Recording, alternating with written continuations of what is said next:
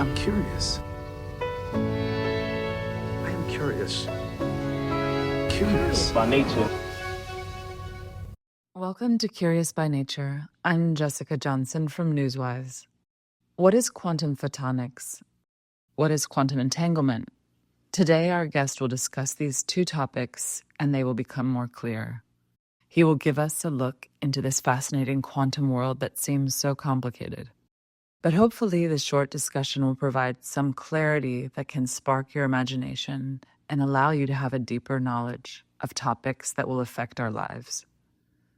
Our guest this week is taking quantum photonics to new levels, using an array of entangled particles to dream up new experiments.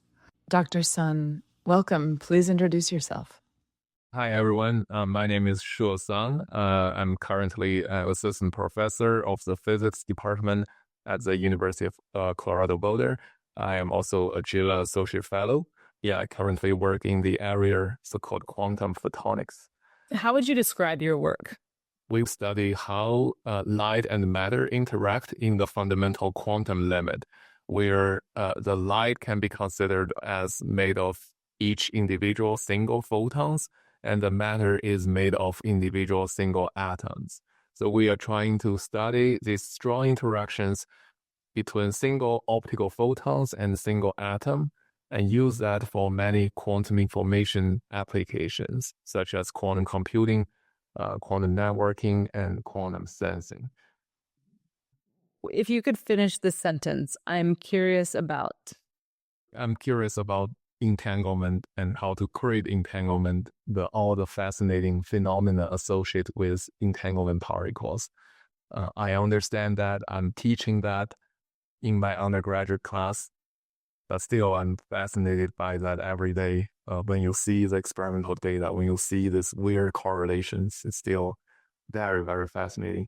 So there's more to learn there still. Entanglement is a kind of a very fascinating thing in the quantum world, where two particles, even they are separated far away, they exhibit these correlations that are stronger than any classical correlations you may possibly have.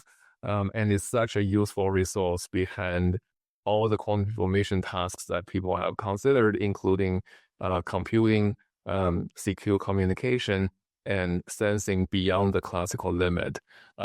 So one of the major research direction of my group is to try to create such an entanglement or entangled states. Particularly, we try to create entanglement among many, many photons. So the idea is that we try to use a single quantum emitter or single atomic-like object, in our case, a single quantum dot. We somehow are able to program the quantum dot such that it sequentially emits photons one by one, but every emitted photon was emitted in a way that is entangled with the quantum dot itself, and by which that quantum dot will emit many photons that are all entangled with each other. So that's something that we are actively pursuing in our lab, and we are actively trying to create such a really weird but fascinating entangled states among many photonic qubits. So basically, you're trying to replicate or to find ways to entangle photons? So we are definitely trying to find ways to entangle photons. One of the kind of nice thing about optical photons in the quantum world is that they barely interact with each other. In fact, if you don't do anything, if they are traveling in vacuum, if you have two light beams passing through each other, the photons won't bounce with each other. These two light beams will just pass through as if they don't see each other. So that means they are essentially an interaction-free particle, some sort of. And for that reason, this is exactly why they can travel for long distances with very little decoherence. And this is why we use, for example, optical fibers, the fiber communication technologies nowadays for all this internet and all this modern communication technologies. And for the same reason, they are really nice for transporting quantum information as well, especially if you consider a long distance communication linking two different quantum nodes where you want to transmit quantum information from one place to another place. But this merit also comes with a drawback because they don't interact with each other that well. That means it's very hard to create entanglement between two photons. And for many applications we can talk about later, you do want to create entanglement between two photons or among multiple photons. So that in a way they can communicate or have actions that are expected in some way? In some sense, entanglement allows you to have a collective effect that is much stronger than sum of the individual, than the classical sum of the individual. And one example of where entanglement could be useful is that if you have an entangled photon pair, and if you send one of this photon to one receiver, the other photon to the other receiver, and these two receivers can be separated really far away. And in the quantum communication community, typically we refer to these two people as Alice and Bob. And then Alice and Bob can basically use this entangled photon pair that they shared as a resource for performing CQ communications or something called quantum key distribution. Wait, what is CQ? Is that quantum key? Is that the same thing? Or? Exactly. So they can basically distribute a key where they can use later to encrypt their communication. You know, is that there is no way this physically guaranteed that there is no eavesdropper can intercept that key. In other words, if there is a eavesdropper trying to intercept that key, then Alice and Bob will be able to detect it immediately. So this is only one example among many possible application scenarios. You can also imagine using like entangled photons to perform spectroscopy or photonic sensing, basically measure the property of some materials or some systems with higher precision than classical light, classical lasers or room light can give you, simply because they have this higher degree of correlations among these photons. So coming back to what we were talking, but one difficulty in the photonic world is that photons don't really interact with each other. And for this reason, it's very difficult to create entanglement, because in order to create entanglement, you need to start with photons that are not entangled, somehow bounce them to each other and to interact, and then they end up with kind of being entangled. That's typically how people create entanglement in other quantum particles. For example, two atoms, you would do this, or two ions, or two superconducting qubits. But for photons, it's really difficult to do that. That's why in our lab, we are trying to generate these entangled photons by utilizing the strong interactions between single photons and single atoms. Essentially, what we are trying to do is that this single atom, in our case, a single quantum dot, will be able to emit a photon in a way that the emitted photon is entangled with the cells. So then by sequentially emitting photons, every photon is entangled with that quantum dot, and therefore the photons are effectively entangled with each other as well, because they kind of are born the keys from the same mother, somehow like that. So it's like the queen bee or something. Exactly, right. That's so fascinating. And you can kind of code these photons and create the correlations that you want? Yeah, exactly. So we can create the correlations between different photons because they are emitted by the same quantum dot of the same atom.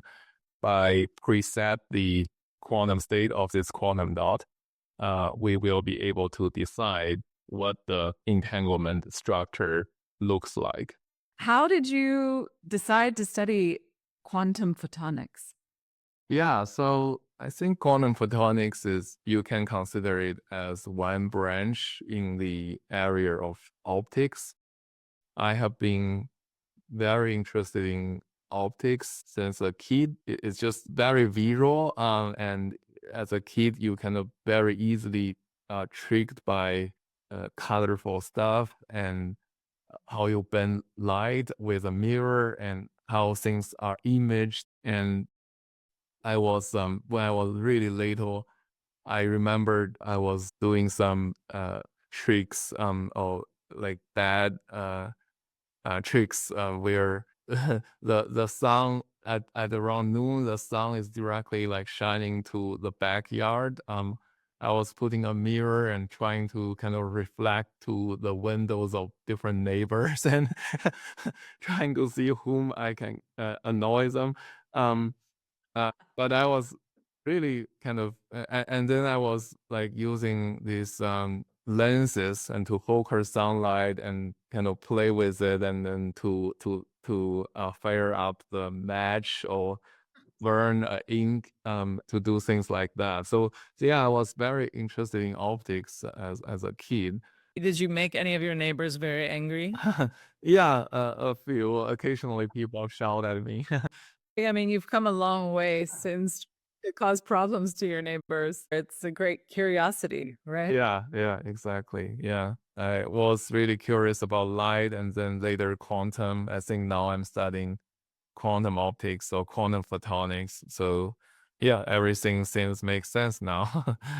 CU Boulder has a great quantum physics program. Is that correct? Yeah. We are one of the very best quantum physics program in the US and in the world as well. Yeah, there have been 3 Nobel Prize awardees in the past 20-ish years in the area of quantum physics from CU Boulder. And what would you say are the most exciting things that are happening in your field right now and that maybe are affecting your research or your work? I can give you one example where it's not exactly my research, but it's closely related. So I mentioned about these entangled photons earlier, and one thing that people proposed and in recent years have been doing a lot of experiments and a lot of demonstrations have been shown is that once you have an entangled photon pair, you can actually do things called imaging with undetected photons. Essentially, you can do imaging or spectroscopy completely without detecting the photon that you use for imaging. You know that, for example, if you take a picture using a camera where you do an image, the reason you see this picture is because the background light goes through the object or reflect from the object. And then basically the object changes how the light propagate around it. And then you basically detect every light to the camera CCD, and that allows you to image that object. But it turns out that with entangled photon pairs, you can have one photon out of this pair going through this object, and then you just detect the other photon. Of course, you need to do it in a clever way, such that there are some coherence underneath going on. But the point is that for the photon that going through the object, you completely can ignore that. You don't need to detect that. You only need to detect the other photon that is entangled with that photon. And that allows you to do imaging or spectroscopy for that object already, even though the other photon completely doesn't pass through that object. Fascinating. So it's like having eyes going through this tree behind me, but I'm sitting here. Exactly. Why can particles do this, but we can't? You can, in principle, if you can create another version of you that are entangled with yourself. I guess just the macroscopic world, when you have too many particles, you lose the coherence inside. So here it's not just that. So I should clarify that it's not just this, the other photon pass through the object and you lose it permanently. Actually, you do need to pass through and possibly reflect it back. So double passing it or basically pass through and then have another set of entangled photon source where it generates another pair. And then somehow this two part of the generation process has some coherence, and you measure the coherence through the photon that is not passing through the object at all. So it's not directly imaging the photon, but imaging the coherence of this two process. But in any case, you are not detecting the photons that are actually passing through the object. You are detecting some photons that doesn't interact with that object at all. So this is really fascinating and counterintuitive, even though if you really look at the process, you don't really need any new theories, but rather something that have been developed like decades ago. But I think people are creative in terms of coming up with new applications or discovering new phenomena in the quantum optics field. And I found that is really fascinating. I mean, you're doing basic science, Right. Then be applied to possibly many things. This is one of them. What else? You said earlier, quantum computing. How would that work? Yeah, that's a great question. So, there are, as you may have heard, there have been a lot of efforts in recent years for building quantum computers, and many different research groups, many companies that are in this race.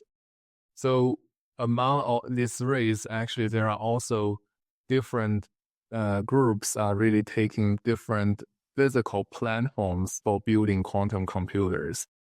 There are groups where people trying to use single atoms and put them together. Each atom is a quantum bit, and then they try to put them together to build a quantum computer. There are people who try to trap single ions, basically taking an electron from an atom, which forms an ion, and trap these ions electrically. And then each ion is a quantum bit, and then build a quantum computer based on individual ions. There are different choice of species of ions, and it goes to the subtlety of different choice of atomic species gives you different properties. So yeah, there are a lot of subtleties in that as well. I guess in my field, I'm really interested in photons, and therefore there have been many people thinking about whether you can use individual photons as to carry single quantum information and build an optical quantum computer where everything is running on photons. And in some sense, that is it gives you a lot of advantages by building quantum computers based on photons. One of them is that since very likely the communication between two different quantum nodes will need optical photons anyway.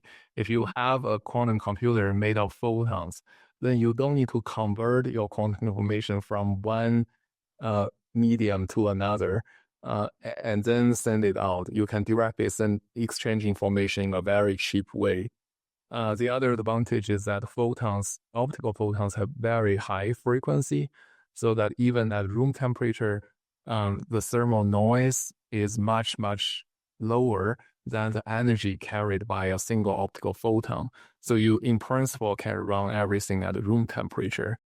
And also, as I just said, photons have really long coherence time in some sense, since they barely interact with each other, and there is really little that can decohere them, can cause them to lose their coherence. Yeah, so many advantages of using photons.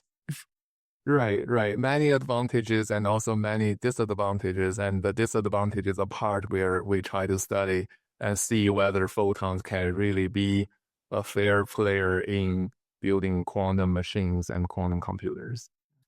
Thank you so much. Curious by Nature is a production of Newswise. More than 7,000 journalists get the Newswise wires. Visit newswise.com and find out how to spread your news today.